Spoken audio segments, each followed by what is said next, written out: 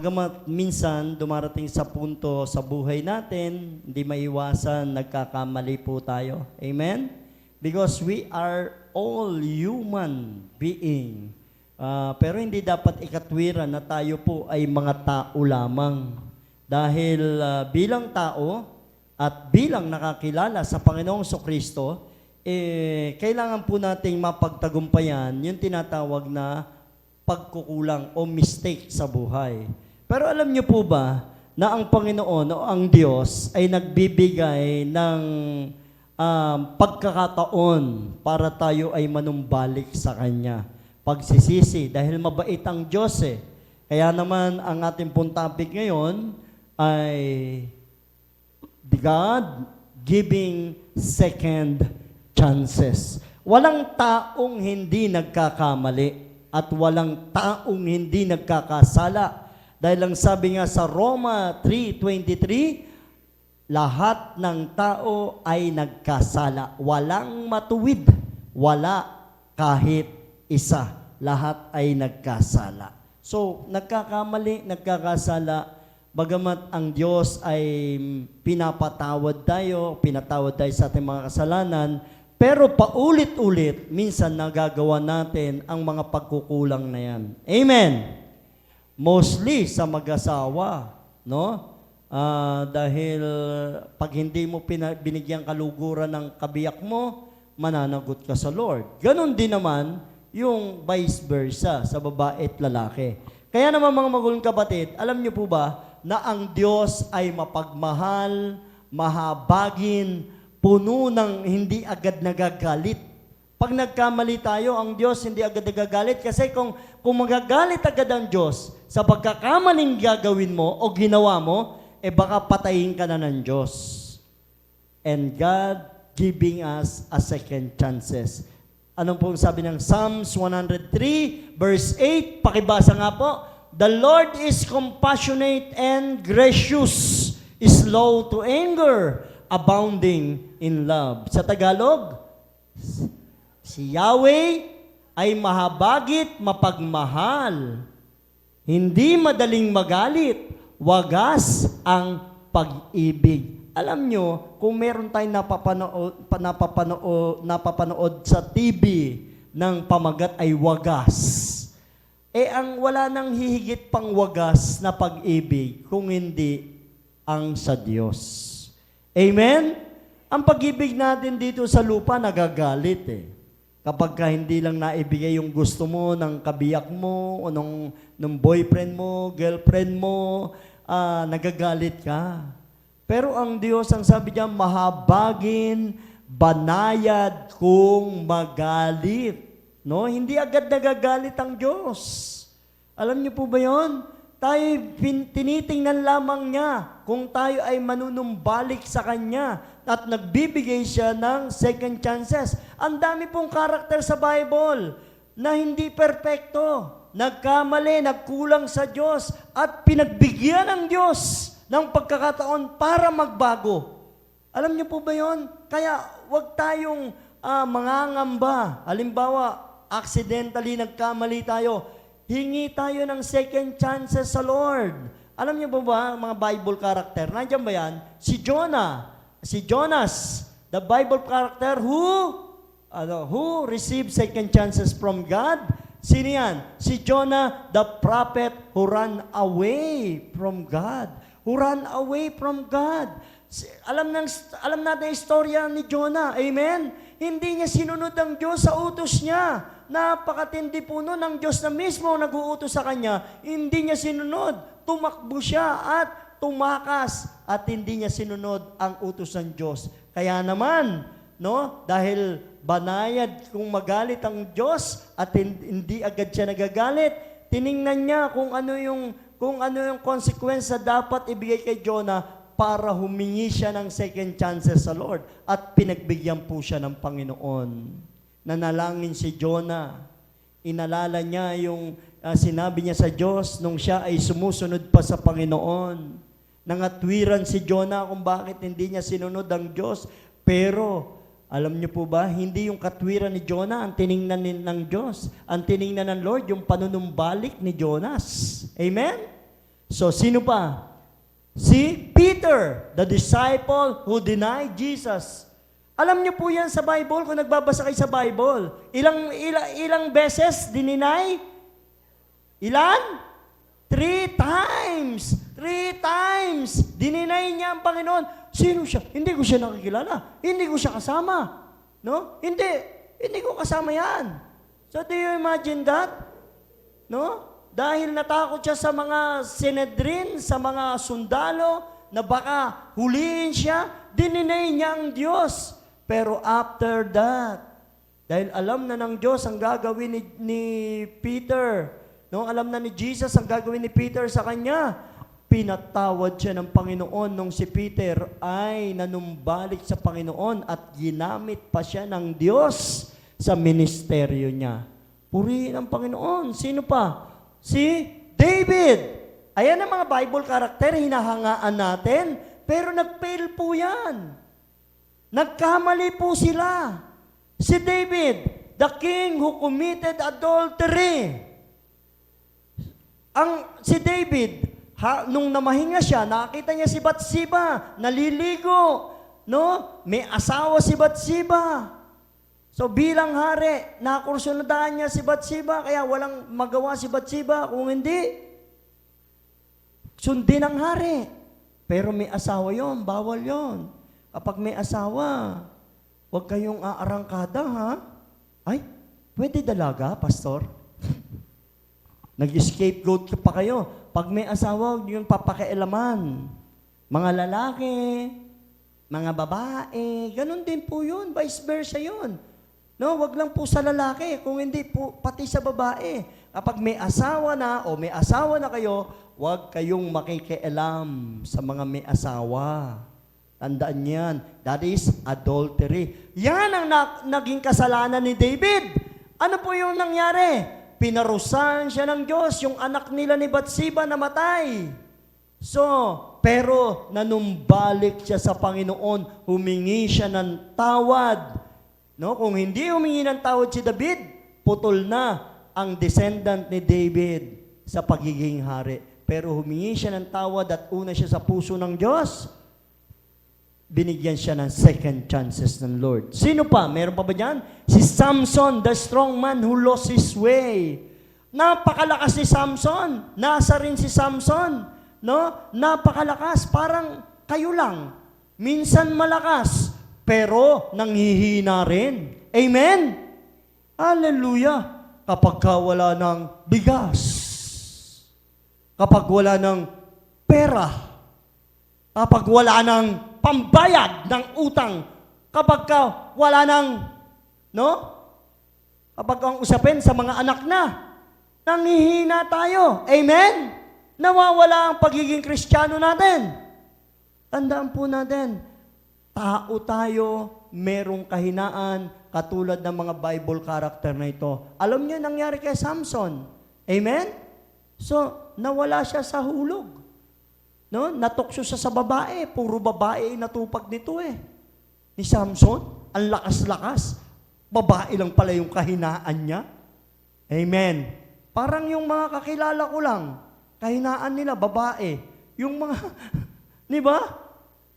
Para bang natatawa si paring Raymart, ah. Ang Caspamor, di ba? Pag nakakita ng babae, yaan ka sagad sa motor. Amen? Ba't ganun tayong mga lalaki? Baka sabihin nyo, di ako lalaki eh. Di ba?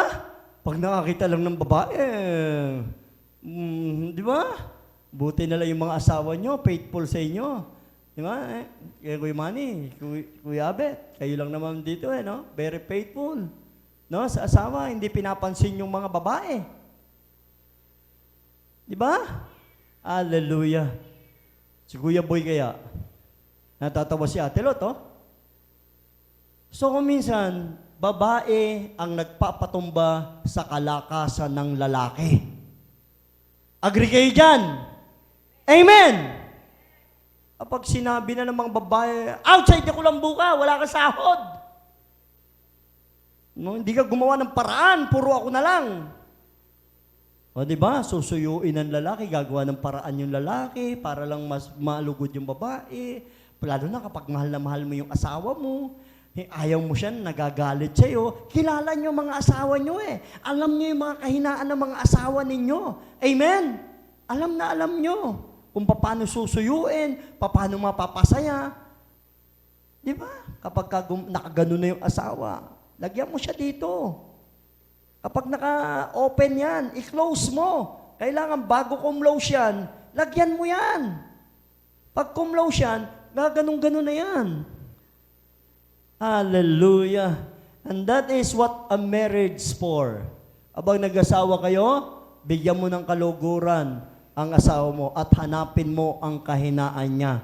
Doon mo siya palakasin. Amen? Ang mag-asawa, kaya binigay sa isa't isa para palakasin ang kahinaan ng bawat isa. Iyan ang perspective ng mag-asawa. Iyan ang perspective ng Diyos sa ating lahat. Amen?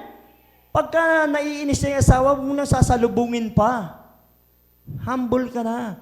Huwag kayong magsasabay dahil walang patutunguhan yan pag nagsabay kayo. Anong mapapala ng galit at galit sa isa't isa? Wala. Kailangan ng bawat ang isa ay mahinaon. Kaya ito po yung mga Bible character na kung saan na-inspire po tayo. Tapos na tayo, baka mawalan tayo ng power eh. Okay, number 1. Paano tayo makaka-receive? What can you receive when God is giving you a second chance? Naranasan niyo na ba? Yung bigyan kayo ng second chance ng Lord? Ako naranasan ko. No, ilang pagkabuhay na po ako dito sa earth. Naranasan ko ang second chance ng Lord. What can you receive? Number 1, God's mercy and forgiveness. Makakaranas ka daw ng habag ng Diyos. Ng forgiveness, ng kapatawaran ng Panginoon. Anong verse dyan? 1 John 1:9. If we confess our sins, He is faithful and just and will forgive us our sins and purify us from all unrighteousness. Subalit kung ipinapahayag natin ang ating mga kasalanan, patatawarin tayo ng Diyos sa mga ito at lilinisin tayo sa lahat ng ating kasalanan sapagkat siya'y tapat at matuwid. Kailangan ipinapahayag ang kasalanan. Huwag kang mahiyang ipahayag sa Diyos ang kasalanan. Amen? Tanong mo sa katabi mo, kapatid, ano ba kasalanan mo? Mamaya magkukonfess na sa iyo yan. Confess to God. Amen? Sa Diyos ka mag-confess. Dahil kapag nag-confess ka sa asawa mo, alam mo, Ling, tatapatay na kita, sabi ni Kuya Abet. May anak ako sa iba. Ano kaya gagawin ni Ate She? No? Sabi si Kuya Aki, tatapatay na kita, princess. Nagkaanak ako sa isang Haponesa. Huwag naman! Hindi naman. No? Ito yung anak ko sa kanya. Di ba? Nakakatulungkot yun. Bigla may sumusulpot ni Ate Josie. Meron ka pa palang punso. Di ba? Nagmano pa kay Ate Josie. Hindi, joke lang Kuya Manny. Nakakaano yun, di ba? Nakakabigla. Ha? Sino to? Nakakalungkot yun. Alam nyo, para maiwasan natin ang sins over sins, mag-asawa na tayo. Mag-asawa ka na lang, sabi ni Pablo. Para maiwasan mo yan, no? Kung hindi ka na makatiis, mag-asawa ka na. You should make a commitment para hindi kawawa ang mga bata. Amen? Alam nyo, naawa ako sa mga bata, pasintabi ha, sa masasagasaan. Naawa ako sa mga bata na kung saan, iba't iba yung nanay. Iba't iba yung hindi nila kinagisnan yung tatay nila. Hindi kinagisnan yung nanay nila. Kumbaga, sino ba talaga, ano ba talaga pamilya? Ano ba ang tawag sa isang pamilya? Ang isang pamilya ay binubuo ng nanay, tatay, amen? At anak. Yun lang eh. Kaya kung gusto mo na magkaroon ng tinatawag na pamilya at maiwasan ang mga kasalanan na yan, magpamilya ka. Mahalin mo yung asawa mo. Mahalin mo yung anak mo. One family at a time. And that is family. Hindi yung every now and then, palipat-lipat tayo, papalit-palit tayo. Tingnan mo nga ang katabi mo kung papalit-palit yan. Raymond na naman tinignan ninyo eh. Hindi naman ano yan, di ba? Papalit-palit lang ng angkas yan, pero hindi ng ano. Ang hirap kasi pag papalit-palit. Mahalin mo yung, halimbawa, boyfriend mo na ngayon. Tingnan mo yung kahinaan niya, kung ano yung obligasyon mo sa kanya. Pero huwag kayong lalagpas sa hangganan na binigay ni Lord sa inyo. Basta kung hindi na kayo makatiis, magpakasal kayo. Yun ang perspective ng marriage. No? Ang Diyos nagbibigay ng pagkakataon, patatawarin ka naman eh. Patatawarin ka.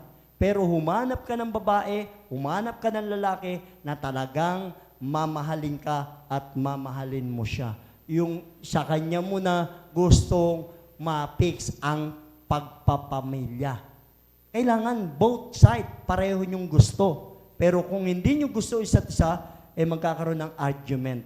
Ang hirap pumaloob na sa pagsasama na katulad nung kay Kuya Manny, kay Ate Josie, kay Kuya Abet, kay Ate She, at sa inyong lahat, kay Kuya Boy, kay Ate Ro, sa inyong lahat na narito, ang hirap makarating sa ganyang sitwasyon ng family matters. Amen! Imposibleng hindi dinaanan nila yung pagsiselo sa isa't isa. Dadaanan yan! Kapupogi ba naman nung kinuha nilang mga asawa? Kagaganda niyan dati. Yung mga asawa nila, kaya nga niligawan nila yan. Ang gaganda niyan, ang cute. Si Ate Josie, parang nakita mo na si Jonah nung panahon nila. Oh, di ba? Si Ate She, parang nakita mo na si Vicente nung panahon. Di ba? Oh, si Ate Lot, oh, parang si Dayday yan. Di ba? What I mean is, sila lang naman na-illustrate ko, pasintabi sa inyong tatlo, ha? Kasi kayo lang, alam ko, hindi magagalit sa akin, eh. Baka kung banatan ko si Nanay Linda, baka bulungan ako yan, wag lagi ako yung inaano mo sa pulpito. No? Anyway, ang Diyos nagbibigay ng second chances, forgiveness and mercy. Amen. Number 2, ano pa yan? Restoration and renewal. Mare-restore ka. Kapag naramdaman mo na pinatawad ka ng Diyos, amen? 3 days po yan. Ako naranasan ko yan. Nakagawa ako ng sin sa God, nag-repent ako, punong-puno ng repentance, nag-fasting pa ako para lang patawarin ako ng Panginoon sa aking kasalanan ginawa. Alam nyo, isang kasalanan ko, tinalikuran ko yung paglilingkod noon, sumuko ako. 2 anak ko nagkalagnat. Hindi mapagaling ng prayer. Dati, pagka nililihans ko lang, gumagaling na sila. Hindi mapagaling ng prayer yan. No? Kasi sabi ko, Lord, ayoko na. Ang hirap palang mag-ministeryo. Biro mo, maglalakad ka mula doon sa lugar ng Kulis hanggang dito sa Sumalo. Lalakarin mo yan. Papunta doon. Para lang makapag-Bible study. No? Tapos wala kang pamasahe. Yung sinasabi ko sa inyo, wala kang pamasahe. Papunta sa mga gawain. Lalakarin mo yung pilapil ng pulo, ng masera, na sasakay ka sa bangka na kala mo tutumba. So, pupunta ka sa Pulilio Island, pupunta ka sa Magalang, Pampanga, mula dito sa Bataan to Magalang, Pampanga, Mexico. Every week yan. No? Tapos sabi ko sa Lord, ayoko na, Lord. Kasi parang umiiyak ako sa Lord. No allowance, naghahari muna ako sa mga namamalimos ako sa mga kapatiran para lang may panggasolina. Do you imagine that? No? Bago tayo nakarating sa gantong sitwasyon, ang dami-daming mga sacrifices. Sabi ko, Lord, tama na. Ayoko na. Nagkasakit yung mga anak ko. Pero nung hindi sila gumaling-galing, kahit na anong medicine o ano pa man, nadala pa nga sa ospital yung isa, pero parang nagdahilan nung lumuhod ako sa Lord, nagsisi ako ng kasalanan ko sa Panginoon, binigyan niya ako ng second chances. Parang nagdahilan, pag-uwi ko ng bahay, yung isa naglalaro na eh. Para po silang nagdahilan. And that's why, kapag nagkamali tayo sa Panginoon, yung consequence, Pagka lingkod ka ng Diyos, tinawag ka ng Diyos, huwag kang tatakas. Pag tumakas ka, puro consequence, puro paghihirap ng kalooban ang mangyayari sa bawat isang tumatakas sa Panginoon. Anong verse dyan? Restoration and renewal. Psalms 51 verse 10, anong sabi dyan? Create me, O Lord, a pure heart, O God, and renew a steadfast spirit within me. Isang pusong tapat sa akin likhain, bigyan mo, O Diyos, ng bagong damdamin. So, ayan ang naramdaman ni David. Sabi niya, create me, O Lord, a clean heart, a pure heart, and renew right spirit within me. Nagiging mali ang mga espiritu natin kapag gumagawa tayo ng kasalanan. Renew right spirit, right heart. Yung mga puso natin, dumudumi yan. Huwag niyo sabihin, once you are saved, you are saved. No way! Hindi yan ang paniniwala ng church na to. Na kapag ikaw ay ligtas ka na kahit gumawa ka ng kasalanan, hindi po yon. Hindi totoo yon. Ang kaligtasan ay base sa pagkilala mo sa Panginoon, sa pagsunod mo sa Kanya, sa pakikinig mo ng salita Niya.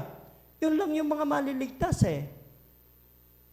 At huwag niyo sabihin na kayo lang ang ligtas dahil once you are saved, you are saved. Hindi totoo yan. Ang Panginoong Hesus ay para sa lahat. For God so loved the world. Amen? Kaya huwag kayo maniniwala sa mga sektarian o sa mga ibang mga grupo-grupo na pumasok ka sa amin, maliligtas ka. Kami lang ang maliligtas na iglesia. Hindi totoo yan. Kasi ang Panginoong Hesus namatay siya para sa sangkatauhan, para sa maraming mga tao, hindi para sa Holy Trinity lang, hindi para sa GIA lang, hindi para sa mga Baptist lang, hindi para kung kani-kanino lang mga iglesia o mga religious group. Hindi totoo yan. Ang Panginoon ay para sa lahat. For God so loved the world. Sabi doon, He gave His only begotten Son, and whosoever believe in Him shall not perish but have an everlasting life. Tanggapin mo ang Panginoong Jesucristo, magkakaroon ka ng buhay na walang hanggan. Hindi lamang dito, kung hindi sa kabilang buhay. Mabubuhay pa tayo eh. Kaya huwag kayong matakot mamatay. Kung oras mo na, oras mo na. Amen? Hallelujah. So, purihin ng Panginoon, magkakaroon tayo ng bagong puso, bagong tapat kung tayo ay manunumbalik sa Panginoon. Number 3, a new beginning, verse. Isaiah 43 verse 18-19. Ang sabi diyan, forget the former things. Do not dwell on the past. See, I am doing a new thing. Now, it is spring up. Do you not perceive it? I am making a way in the wilderness and a stream in what wasteland. Ang sabi ito ang sabi niya, ilibing mo na sa limot at wag nang alalahanin pa ang mga nangyari noong unang panahon. Wag mo nang alalahanin ang mga nangyari sa iyong mga kasalanan. Pinatawad ka ng Diyos kung manunumbalik ka sa Panginoon. Ano pa ang sabi doon? Masdan mo, ako ay gagawa ng isang bagong bagay. Ito'y nagaganap na, hindi mo pa ba makita? Gagawa ako ng isang daanan sa gitna ng disyerto at magkakaroon ng ilog sa lugar na ito. Do you imagine that? Ang Diyos makes a way. God will make a way. Whether seems to be no way. Ayan ang kantang yan eh. Gagawa ang Diyos. Gagawa ang Diyos ng daan sa buhay mo. Di ba? Alam niyo yung kantang yon?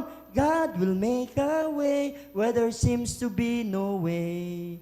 He works in ways you cannot see. He will make a way for me. He will be my guide. Whether close to His side. In all this day, we will make a way, we will make a way, He will make a way. Ang Diyos gagawa ng daan. He will make a way. So magkakaroon tayo ng bagong pasimula, new beginning. And number 4, Faithfulness and loyalty. Alam nyo po, faithfulness and loyalty, marireceive natin sa Panginoon yan. No? Alam nyo ba yon? Because God is faithful. Kaya huwag kayong magtaka. Nagkakamali tayo. Manumbalik lang sa Panginoon because God is faithful. Ano yung verse diyan? Lamentation 3:22-23. Anong sabi diyan? Because of the Lord's great love, we are not consumed, for His compassion never fails. They are new every morning. Great is your faithfulness. Pag-ibig mo, O Yahweh, ay hindi nagmamaliw. Kahabagan mo'y walang kapantay. Ito ay laging sariwa bawat umaga. Katapatan mo'y napakadakila. Amen? Puro kanta yung binabanata nating mga verse. Di ba? Ano yun? Ano yung kanta doon? Great is the, Ano yung kantang yon? Great is thy faithfulness, great is thy faithfulness, morning and morning. Meron pang isa dyan anyway, no? Pag-ibig ko ay hindi, steadfast love. Steadfast love of the Lord never ceases. His mercy will come to an end. It is new every morning, new every morning. Great is thy faithfulness, O Lord, great is thy faithfulness. Pag-ibig niya ay hindi magmamaliw. Ang awa niya ay walang kapantay. Ito'y laging sariwa, bawat umaga, katapatan ng Diyos, dakila. Amen po ba? Dakila ang Diyos. Kaya iyan po ang marireceive natin, no, kapag tayo ay nanumbalik sa Panginoon. Conclusion. What is our conclusion? May conclusion tayo dyan. Acts 3:19. Anong sabi dyan? Repent then and turn to God so that your sins may be wiped away. That times of refreshing may come from the Lord. Kaya nga, magsisi kayo at magbalik loob sa Diyos upang patawarin ang inyong mga kasalanan. So, purihin ang Panginoon. Tandaan niyo po, walang kasalanan na hindi kayang patawarin ng Diyos. Walang pagkukulang na hindi ka panunumbalikin ng Diyos. Kaya huwag kang panghinaan ng loob, lumapit ka sa Kanya, talikdan mo ang kasalanan mo, at ang pagpapala ng Diyos ay makakamtan mo. Amen? Palakpakan natin ang Panginoon.